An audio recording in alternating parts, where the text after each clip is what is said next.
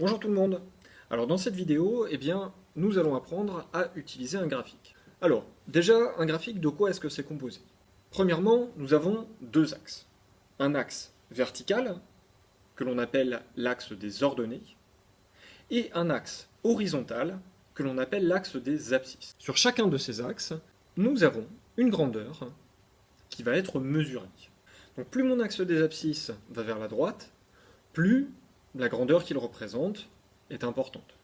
Plus mon axe des ordonnées va vers le haut, et plus sa grandeur est importante. Donc ce graphique, il va nous permettre d'avoir accès très rapidement à des informations.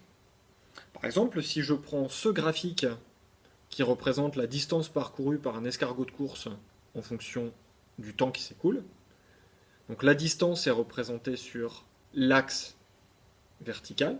Ça veut donc dire que plus les points sont hauts, plus l'escargot est allé loin.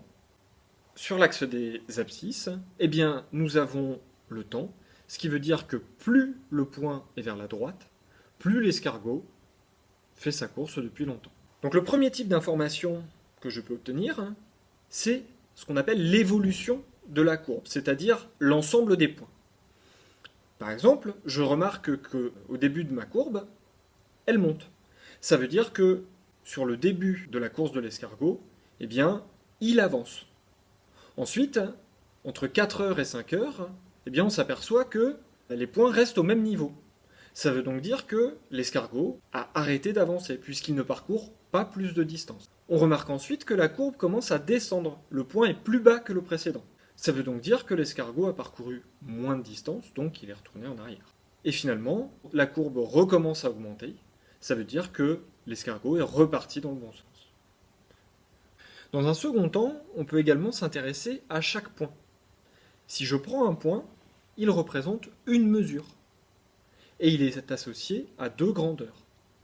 Par exemple, si je prends le deuxième point, si je trace un trait vertical à partir de ce point, je tombe sur l'axe des abscisses, qui m'indique que ce point a été pris à 2 heures. Et si je trace un trait horizontal, je m'aperçois que ce point a été pris alors que l'escargot avait parcouru une distance de 2 mètres. Je sais donc qu'au bout de 2 heures, l'escargot avait parcouru 2 mètres. Voilà, vous savez maintenant utiliser un graphique. On peut représenter toutes sortes de valeurs sur chacun des deux axes. Donc, à vous de vous adapter à chaque fois. Bonne journée à toutes et à tous.